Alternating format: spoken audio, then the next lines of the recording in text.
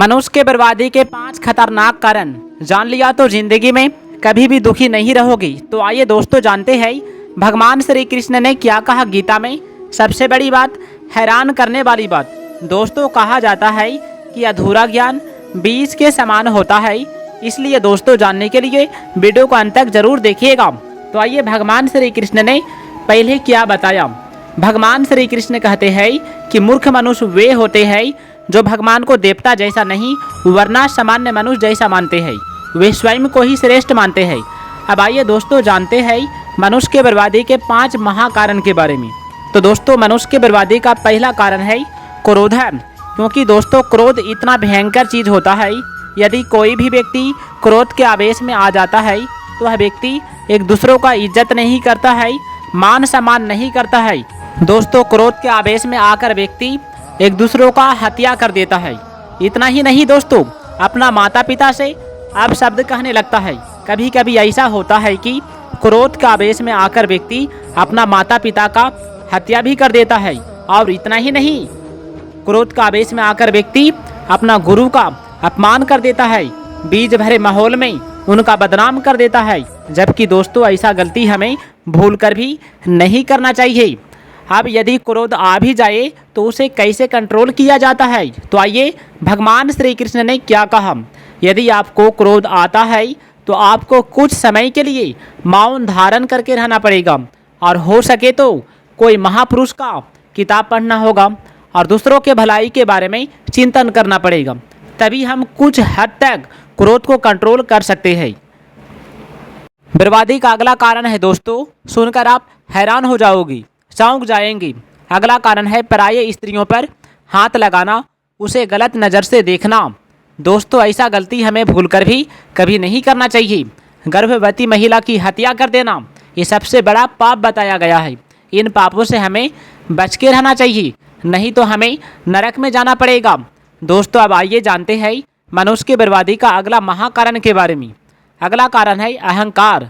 दोस्तों आप चाहे जितना भी अमीर क्यों ना रहिए, यदि आपने अहंकार कर लिया तो आपका संपूर्ण विनाश हो जाएगा। जिस प्रकार महाराजा रावण का संपूर्ण विनाश हो गया था, उन्होंने माता सीता को हर लाया था और वो कहा कि हमसे टक्कर लेने वाला तीनों लोगों में कोई नहीं है।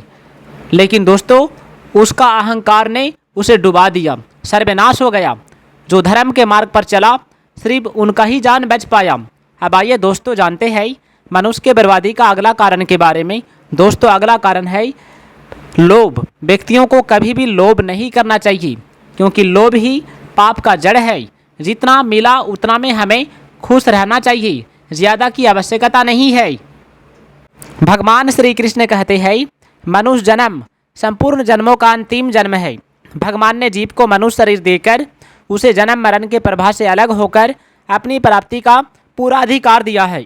परंतु यह मनुष्य ईश्वर को प्राप्त न करके लगाव के कारण फिर पुराने प्रभाव में अर्थात जन्म मरण के चक्र में चला जाता है। दोस्तों मनुष्य अपने स्वभाव को निर्दोष शुद्ध बनाने के लिए सर्वदा स्वतंत्र है, लेकिन जब तक उसके भीतर कामना पूर्ति का उद्देश्य रहता है वह अपने स्वभाव को सुधार नहीं सकता है। भगवान की दृष्टि में सब कुछ उनका ही स्वरूप है, इसलिए भगवान में किसी के प्रति जरा भी पक्षपात नहीं है। बुद्धिमान व्यक्ति वे होते हैं जो परमात्मा की शरण में होते हैं, वे परमात्मा को सर्वोपरि मानने लगता है। मध्यम बुद्धि वाले मनुष्य वे होते हैं जो देवताओं की शरण में होते हैं, वे देवताओं को अपने से श्रेष्ठ मानते हैं, जिससे उनमें थोड़ी नम्रता और सरलता रहती है। दोस्तों मूर्ख मनुष्य वे होते हैं जो भगवान को देवता जैसा नहीं वरना सामान्य मनुष्य जैसा मानते हैं, वे स्वयं को ही श्रेष्ठ मानते हैं। मनुष्य शरीर विवेक प्रधान है, अतः मनुष्य की प्रवृत्ति और निवृत्ति पशु पक्षियों की तरह न होकर अपने विवेक के अनुसार होनी चाहिए।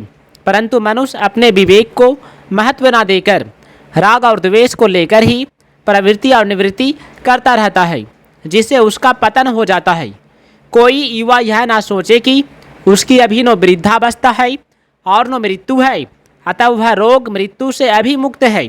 वास्तव में वह रोग मृत्यु से अभी मुक्त नहीं है, क्योंकि जब तक शरीर के साथ संबंध है तब तक रोग मृत्यु से रहित होते हुए भी वह उनसे मुक्त नहीं होता है, लेकिन जो जीवन मुक्त महापुरुष है उनके शरीर में रोग मृत्यु होने पर भी वे इनसे मुक्त हो जाते हैं।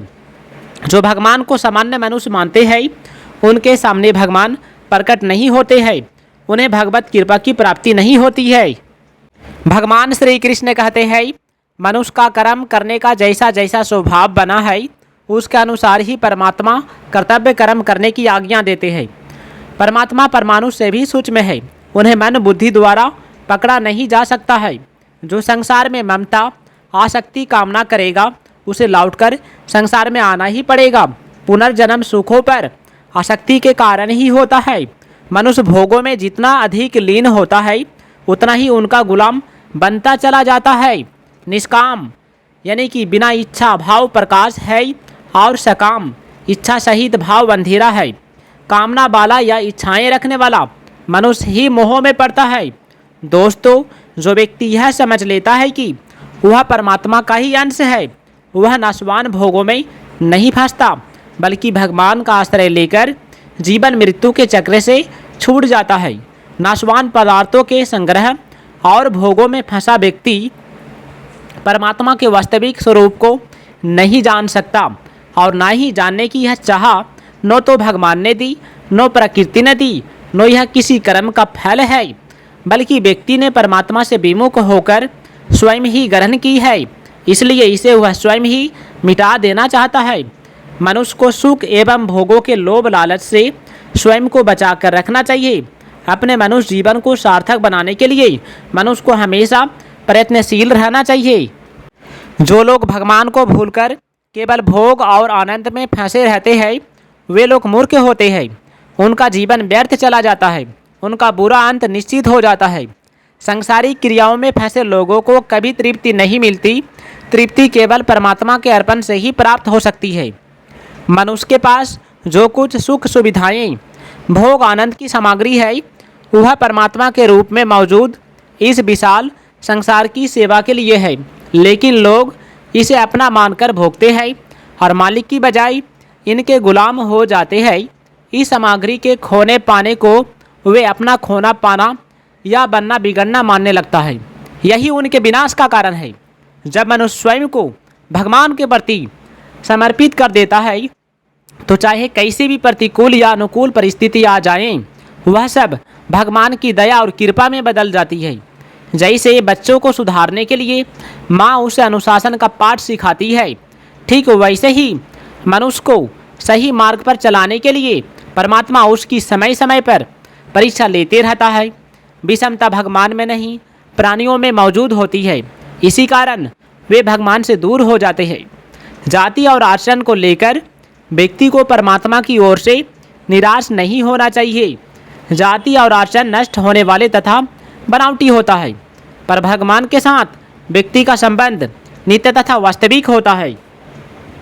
तो मांगने से कम मिले, ज़्यादा मिले या बिल्कुल नहीं मिले तभी विचलित नहीं होना चाहिए। मन को शांत और संयमित रखने का नाम तुष्टि है। कर्तव्य पालन के रास्ते में चाहे कितने भी कष्ट आए, मुसीबत आए, सबको हंसते हंसते सहने का नाम तप है। प्यारे दोस्तों, यदि वीडियो अच्छा लगे तो वीडियो को लाइक कीजिएगा, चैनल को सब्सक्राइब कीजिएगा। धन्यवाद।